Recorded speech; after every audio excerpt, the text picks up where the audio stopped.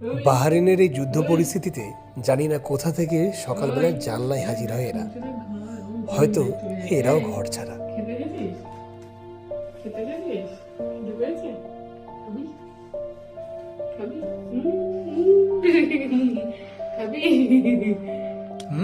কথা বলছি ওদের সাথে। নতুন বন্ধু পেয়েছিস নাকি? হ্যাঁ, কি কিউট দেখ দুটো। ওকে ঘাড় ঘুরে ঘুরে দেখে। খিদে পেয়েছে ওদের। আরেকটা কোথায়? একটা এই যে আয় এদিকে আয়। দেখ আওয়াজ করছে তো করে দেখছে করে দেখছে। খিদে পেয়েছে? খিদে পেয়েছে ওদের, দাঁড়া দুটো খেতে দিই।